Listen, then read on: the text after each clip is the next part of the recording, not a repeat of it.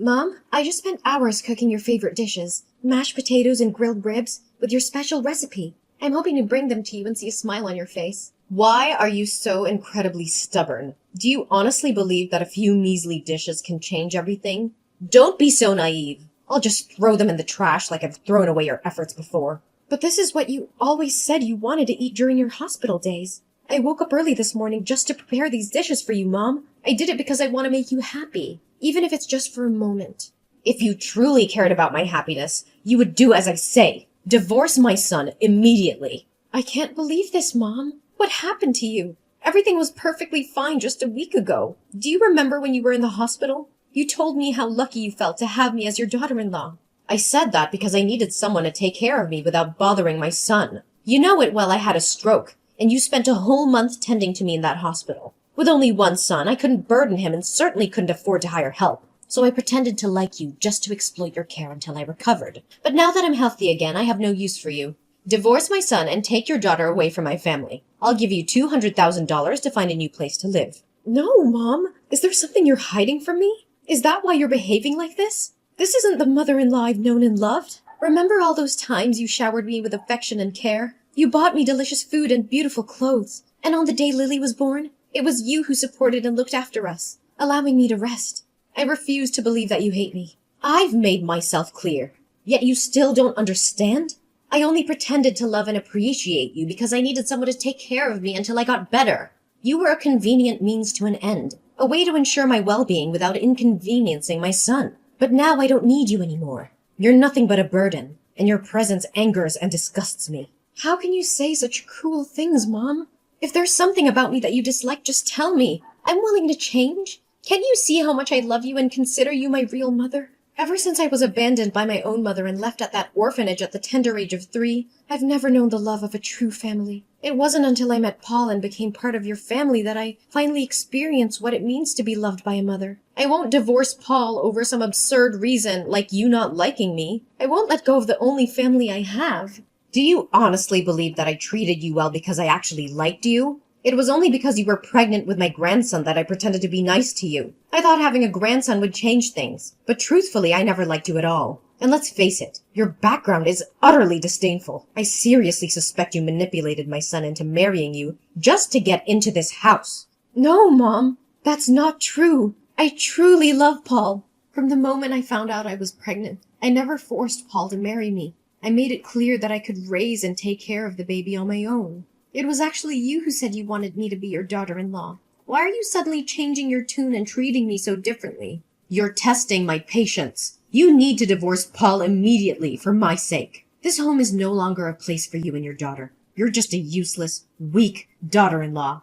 But this is all so sudden for me. Have you forgotten how much I love you? Do you remember 3 months ago when you had a stroke and had to be hospitalized for over a month? It was me who resigned from my job to be by your side day and night.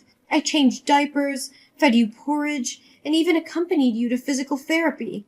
Wasn't our love still strong then? Are you saying that you treated me well because you wanted someone to take care of you for free? Then why did you push my hand away when I tried to change your diaper? Why did you insist on doing it yourself? Can't you see how absurd this all is? Oh, now you're sitting here trying to take credit for everything?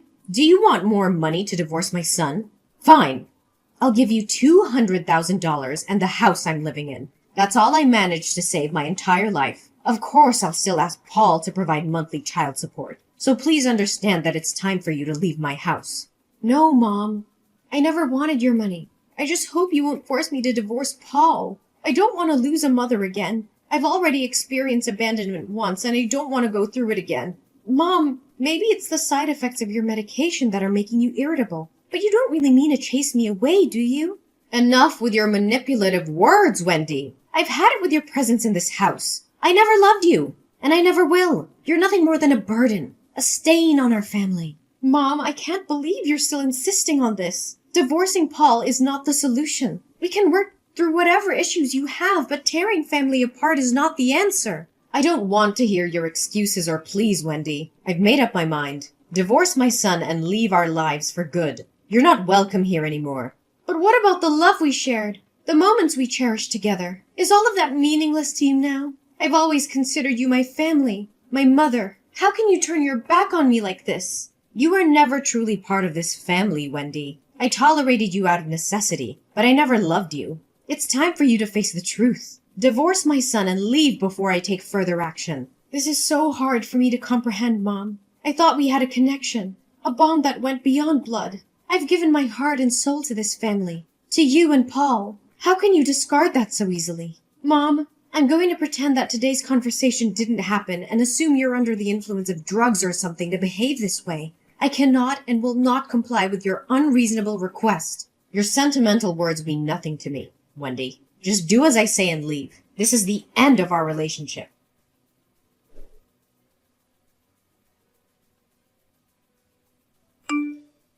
Mommy, Sandra, your neighbor, just texted me and said you fell down the stairs yesterday. Mom, why didn't you text me when you fell? Are you in the hospital or at home so I can take care of you right now? What? Why is Sandra contacting you? Since the day you got sick, I've been worried.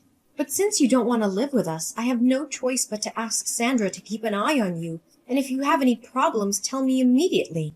Fortunately, Sandra agreed to help. So that's why Sandra has been frequenting my house lately? Is she spying on me for you? How dare you invade my privacy like this? Mom, it's not about spying on you. It's about my genuine concern for your well-being. But since you shut me out and locked the door, I had no other option. Please, Mom, tell me how you're doing. Where are you? Let me take care of you. I don't need you to come here. I have my new daughter-in-law to take care of me now. Oh, she's so much better than you. It's a shame she wasn't my daughter-in-law from the start. Mom, new daughter-in-law? What are you talking about? Oh, didn't I mention it? Paul has agreed to divorce you. He's found someone else, and I fully support him. This girl is carrying my grandson, and I prefer her over you. Isn't that reason enough for you to believe me? What? So you're telling me Paul is having an affair, and not only are you aware of it, but you also condone his actions? How could this happen? Why not?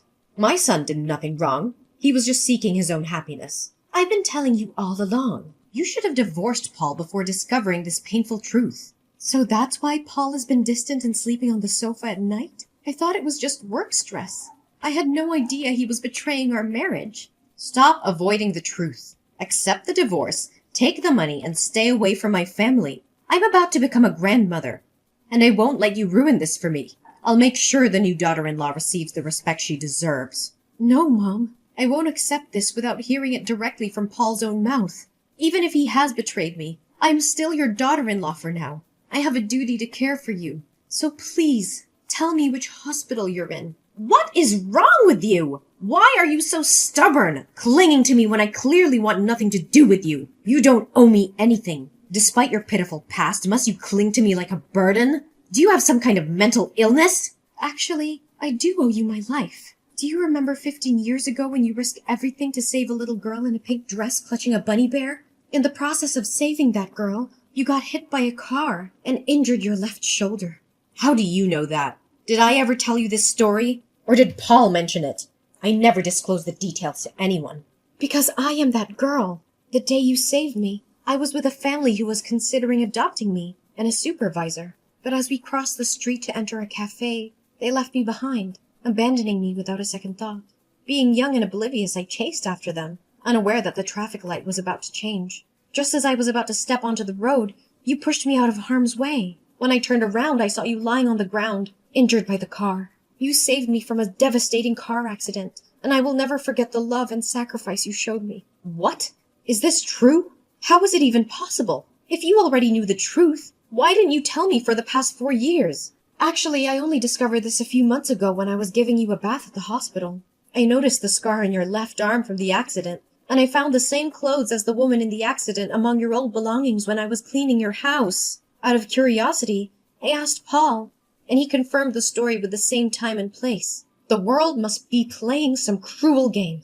But wait, you mentioned a family interested in adopting you that day. So why did you end up in an orphanage, enduring years of loneliness? After the incident, they believed I was an omen of bad luck, a bringer of misfortune. They refused to adopt me, and the rumor spread. From then on, no family wanted to adopt me. It's difficult to comprehend. How can people harbor such irrational thoughts? Nevertheless, I'm grateful that the little girl I saved grew up to be kind and respectful. Mom, do you realize that you've been acting strange lately? Just a while ago you were cursing and insulting me, and suddenly you turned into the gentle, loving mother you used to be. I am simply relieved that I didn't save the wrong person. But don't mistake my relief for affection. My stance remains unwavering. You must divorce my son immediately. Fine, I will take your demand into consideration. But until then, I will continue taking care of you as your daughter-in-law. I am indebted to you for saving my life, and I won't abandon you when you need support. There are no feelings of love involved. Just gratitude. Is that clear? I don't require your gratitude or anything else. Just stay away from me. If you expect me to divorce Paul, then you must allow me to care for you during this time. I won't be ungrateful and forsake my savior in her time of need. Ugh, you are incredibly stubborn. Fine, I will share my location with you. But once I've recovered, you will divorce Paul, and I never want to see you again.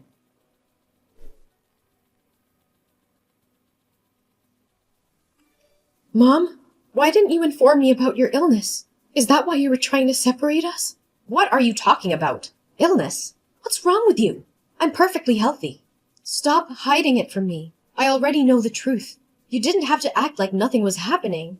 No what? Are you referring to the incident where I fell down the stairs? It's been a while and I'm fine. Besides, it wasn't a serious injury, so there's no need for concern, right? No, Mom. I'm talking about your high risk of hemiplegia and early signs of Alzheimer's. What's all this about? What are you trying to say?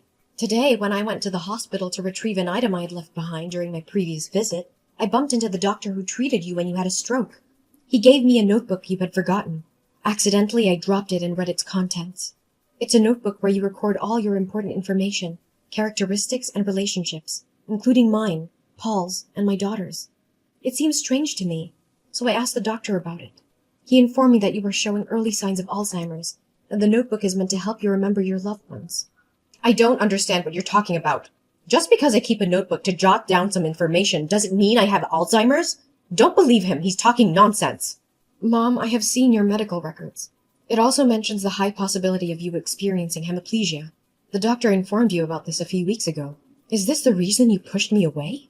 Why would I hide such information from you? I made it clear that I wanted you out of the house so I could marry my new daughter-in-law. Why are you still deceiving yourself? I'm perfectly healthy. I don't have any diseases. Are you making up stories? You keep mentioning your new daughter-in-law, but I never saw any woman during the time I was taking care of you. Did you mention she intentionally pushed me into desperation and forced me to divorce Paul? And is she truly pregnant with Paul's daughter? Yes, it's true that she's pregnant with Paul's daughter, which is why she couldn't come and take care of me as often. I knew it all along. So you've been intentionally lying to me? Mom, just admit it. Admit that you fabricated everything to push me away for some reason.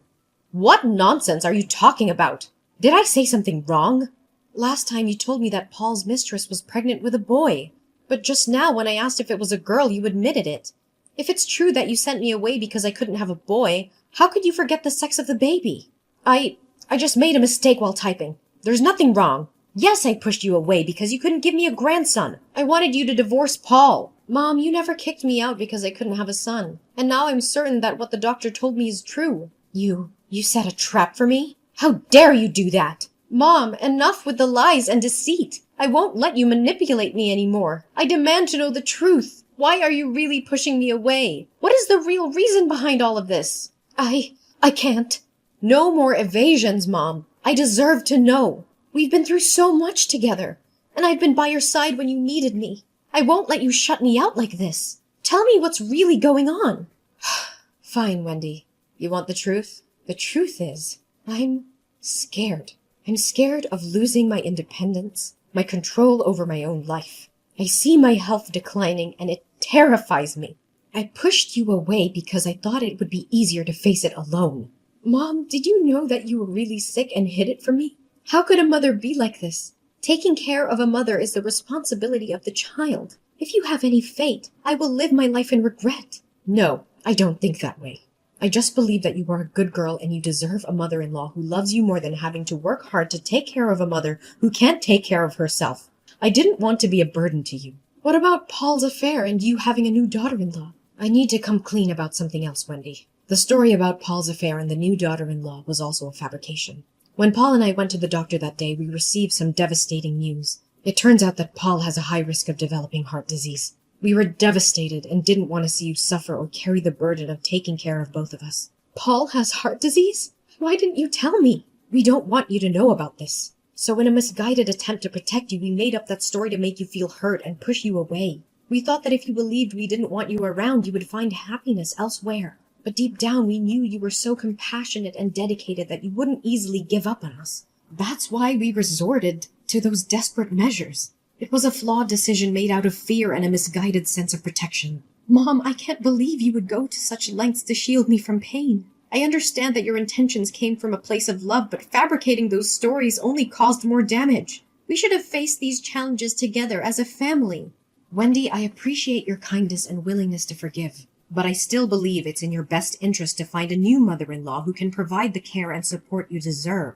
I don't want to be a burden to you or hold you back from finding happiness elsewhere. Mom, I understand your concern, but I want you to know that I am committed to being here for you and Paul.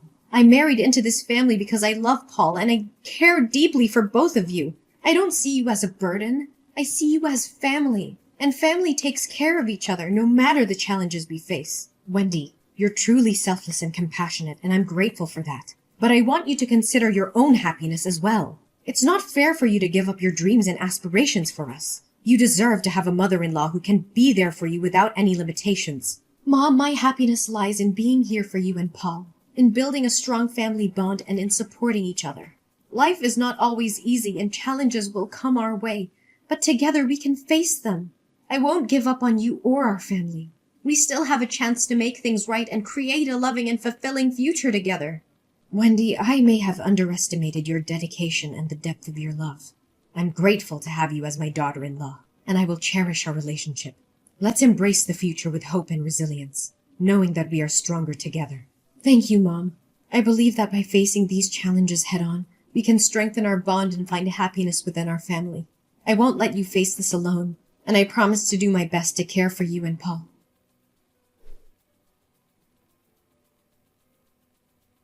In a twist of fate, Pamela's timely medical treatment prevented her from experiencing hemiplegia. However, her battle with Alzheimer's disease persisted, causing her moments of forgetfulness and confusion. I, with my unwavering love and support, stood by Pamela's side, offering her strength and care during the challenging times. Pamela may have forgotten moments and faces, but she never forgot the warmth and care that surrounded her. Paul, on the other hand, faced a health crisis of his own and was hospitalized for a period of time. It was a difficult and trying period for the family, but I remained a pillar of strength, providing Paul with the support and encouragement he needed to overcome his illness. Through the ups and downs, my devotion to my family never wavered. I tirelessly cared for Pamela, ensuring her safety and comfort, even as her memory faded. My unwavering love and patience became the anchor that held my family together during our toughest moments. As time passed, Pamela's condition continued to deteriorate, and her moments of clarity became fewer. However, the love between Pamela, Paul, and I grew stronger. We cherished the moments of lucidity, cherishing the memories we could still create together.